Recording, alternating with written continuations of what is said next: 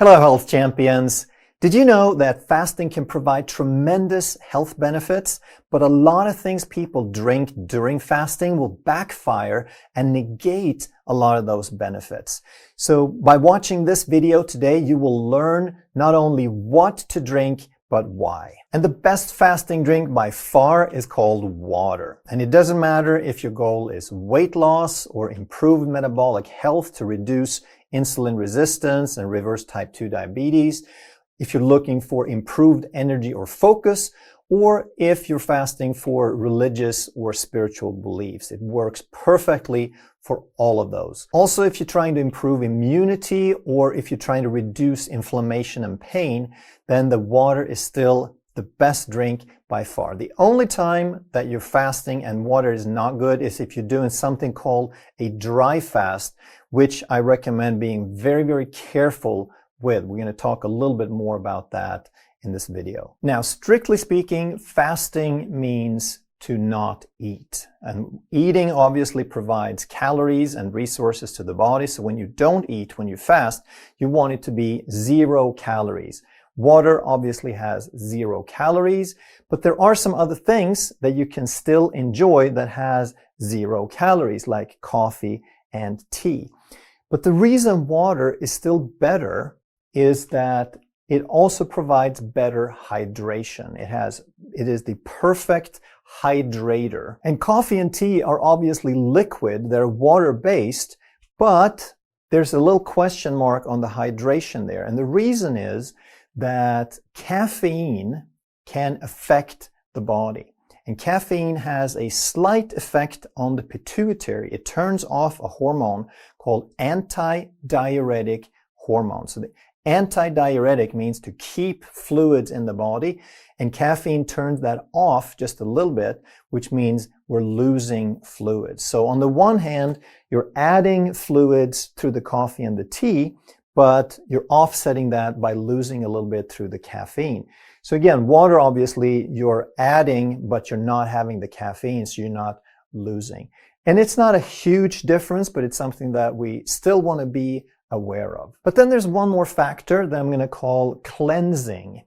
And here, water is still the perfect one, and we're going to put a question mark on the coffee and the tea. So if you imagine that you have a cell in the body, and in this cell, we have particles. There is a certain number of particles that's normal for the body. Now, as your body goes through and does what it does, it produces metabolic waste. And some of this metabolic waste is particles. So now we need to flush those out. When we get dehydrated, that means that we're losing the water, but we are keeping the particles. So there's a higher concentration of these particles. And that's kind of what happens with dry fasting, is that you're not adding the water to flush those things out. So now imagine that you add a drop of water. Now, if this water is pure, it's going to have no particles in it. If it's a mineral water, it's going to have just a few particles in there, but they're going to be good particles. They're not going to be metabolic waste. They're going to be the electrolytes that your body is looking for. Now, on the other hand, let's say that you drink something with a bunch of sugar, like a soda, or even in this case, the coffee or the tea wouldn't be as bad as soda, but soda cannot hydrate you. Even though soda still is based on water, it has a higher concentration of particles in it than the body fluid does on average. So you're not adding water, you're not hydrating the body when you're drinking soda, you're adding more particles that is actually going to pull water from your body at first. So therefore, what you want to add is you want to add pure water, as pure as possible, and that way you can flush these, you can dilute these particles and restore that balance of the number of particles called osmolarity. And a very simple analogy would be if you wash your car, Then you soap it all down, and then once it's all soapy, of course, you can't just leave that because it's just going to dry and cake on. You need to rinse it off.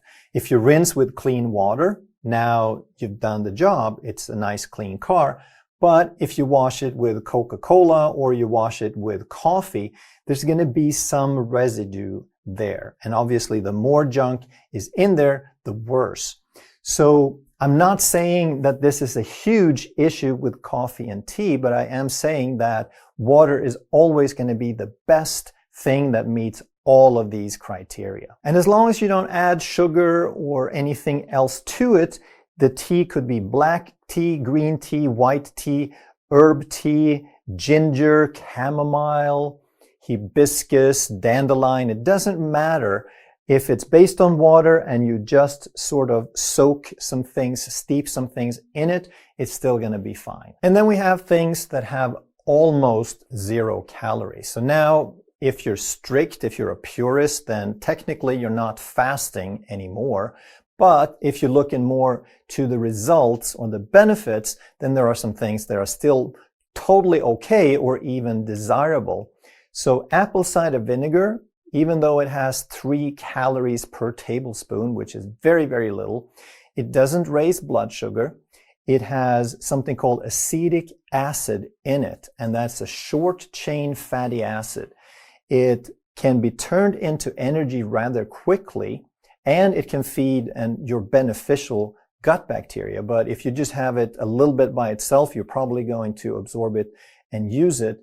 And you can turn that into energy rather quickly without raising blood sugar at all. And apple cider vinegar has also been shown to improve the body's insulin sensitivity. You can improve your metabolic health, all things being equal. So there are some strong reasons to take a little bit of apple cider vinegar during fasting. Another thing that you can take is lemon juice, and it has a tiny little bit of sugar in it.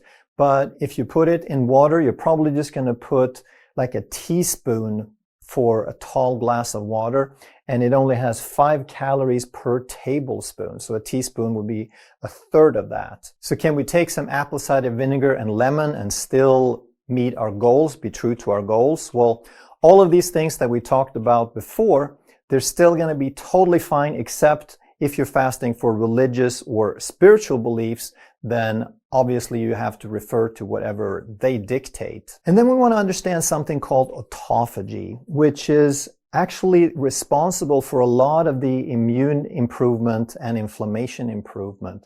And autophagy means self-eating, and it's not as dramatic as that sounds. It simply means you get better at recycling and taking advantage of resources on the inside. When you don't eat, you're not adding any new resources, and therefore the resources that are already existing in the body become much, much more precious. The body upregulates its recycling ability. So it starts going after things that are just not quite right. Cells that are a little damaged, proteins that are a little misfolded, any piece of extra junk, or even foreign pathogens like virus and bacteria, they can be used as resources. Your body upregulates its immune system and its scavenging ability. And the most precious resource in the body at this point is protein. So the body is looking for protein in all the nooks and crannies. And a lot of the health benefits that we see from fasting has to do with this mechanism of autophagy. So a lot of people who don't have any weight problem or metabolic issues or inflammation, they're feeling great, they're still occasionally doing some fasting just to get all the benefits from autophagy. And then there are some things that have a little bit more calories still. And again, now we're not really fasting anymore, but these can still provide some benefits under certain circumstances. And that would be things like MCT oil, medium chain triglycerides, that have 115 calories per tablespoon. We have butter that have 105 calories per tablespoon. and chia that has 37 calories per tablespoon. And the first two have been popularized by something called bulletproof coffee. The people fast, they make some coffee, and then they whip in some butter and or MCT oil. And now a lot of people get the idea that this is better than fasting. But I want to clarify that and set you straight. It's not better than fasting, so why would you do it then? It can be a good idea if it helps you extend your fast. So if you're shooting for 20 or 24 hours, but somewhere along the way you start getting really hungry and really cranky and you don't feel so good, especially if you're new to this, if your body hasn't adapted, and it's not knowing where to get the energy. It's not really good at burning fat yet. And you cut back on the carbohydrates and you go longer between meals. Now the body's wondering, where is my energy? So now, if it helps you extend the fast, if it helps you go from 16 to 20 or 24 hours, now that's a good thing. So again, it depends on if you have a purist, if you have a strict view of fasting, or if you're just looking for the benefits and the results. So here is how it normally works. That when you eat a large meal, you're putting resources and calories into the body that your body needs to release a corresponding amount of insulin to bring down the blood sugar and to process through these calories, these carbohydrates especially.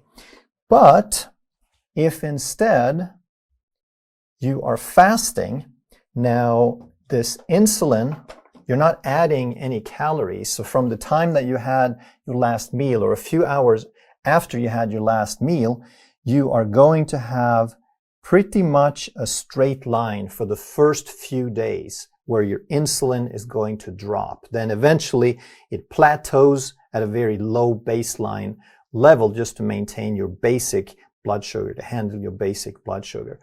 Now, if you go and you have some MCT oil or some butter or even put some cream in there, and let's say that you got here to 16 hours and you're trying to get to 24. And at 16 hours, you had something that triggered a tiny little spike of insulin. Well, you haven't ruined your fast. You're not creating any blood sugar. You probably will have a little bit of a reaction. You'll have a little bit of change in insulin and the nutrient sensors in the body, but it's so slight.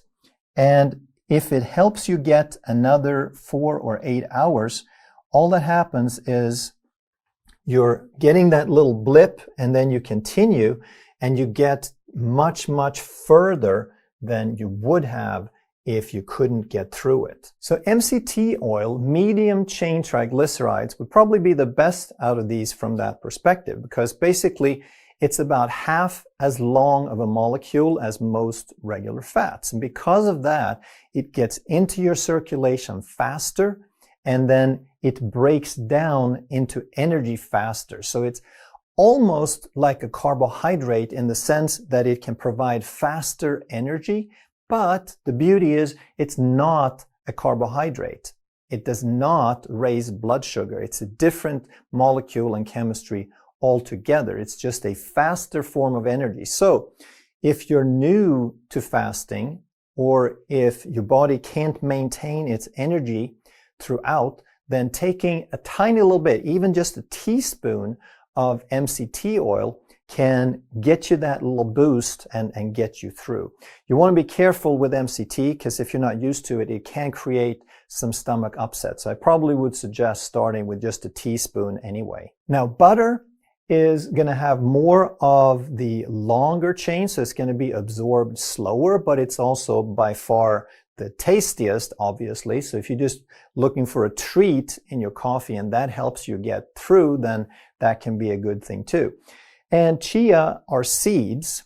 They are high in protein, they're high in fat, they're very low in carbohydrate, and they're high in soluble fiber. So if you take a tablespoon or two and you drop it into water, then these seeds are going to soak up the water and turn into gel, basically. And then you can drink that, and it's kind of cool. You feel the little gel particles. And then you can flavor it with some lemon or cinnamon or all of the above, maybe a drop of stevia, maybe a sprinkle of salt, and you have a pretty decent drink.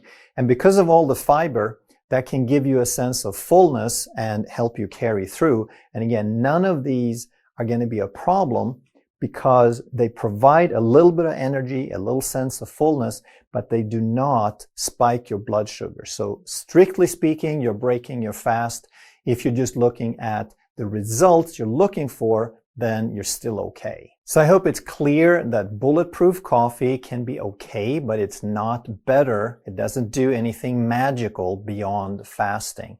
And if you make it, then MCT oil is totally fine. Butter is totally fine. And then some people like to put some creamer in there. They want that creamy feeling, that whiteness of the coffee. And now skim milk is not going to be a good choice. Half and half, it's going to be a lot better, but still not the best. And heavy cream is going to be the best thing if you're looking to put some creamer in there. And there's several reasons for this. The first is that skim milk has 55% of the calories come from sugar. And it's not the worst sugar. It's lactose, so it's slower and better than table sugar, but it's still a sugar that can raise your blood sugar. And when 55% of the calories are sugar, that means there's no fat in there to slow down the absorption. Half and half has about 12% of the calories from sugar, but heavy cream has only 3% of calories from sugar. So the rest is fat, basically, which is just there to slow it down. And 2 tablespoons of heavy cream has less than 1 gram of lactose. It's like 0.7, 0.8. And because half of the heavy cream is fat, almost, and skim milk has none, that means there's almost twice as much sugar. It's not just the percentage, but there's twice as much sugar in the skim milk, and it's unopposed. It's not slowed down by any fat. But then there's one more factor, which is probably even a bigger factor. How much of it would you use? So if you start off with a little butter or MCT or a little bit of both, and then you want to put some creamer in, a tablespoon of heavy cream goes a long way.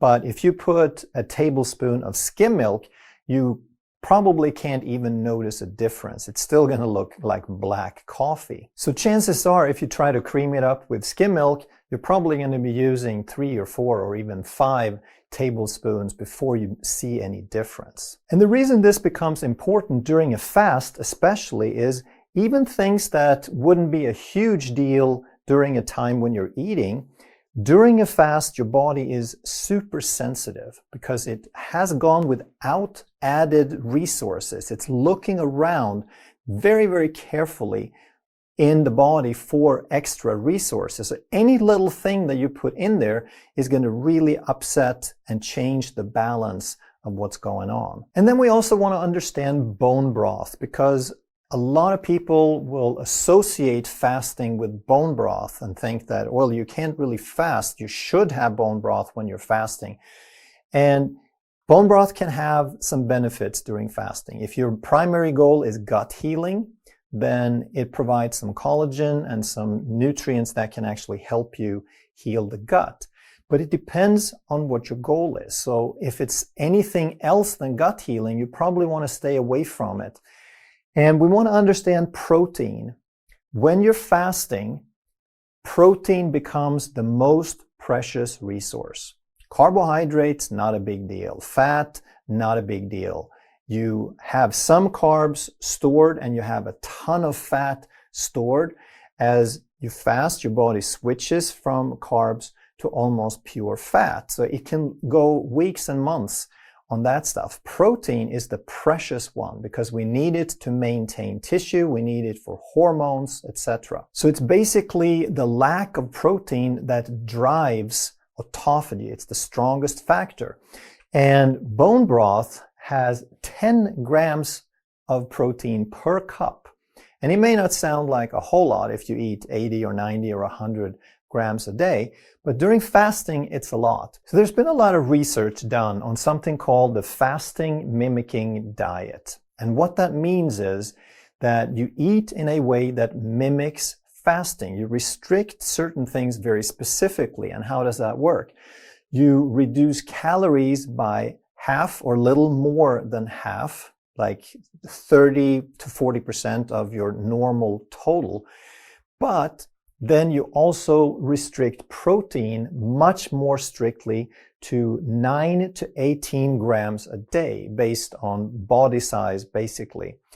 And if you have some bone broth then, and you have even just 1 cup, you could already exceed that limit and turn off the autophagy, because if you put that much protein in, now protein is not such a scarce resource anymore. So like I said, if gut healing is your primary concern, then bone broth could be a good thing. If your primary concern is to improve blood glucose and insulin and metabolic health, then you're still fine. You're getting a minimal impact on insulin from 10 grams of protein. But autophagy is going to be effectively shut off by the time you exceed that. And then the other benefits are going to be a little uncertain, like immunity, inflammation, and pain control.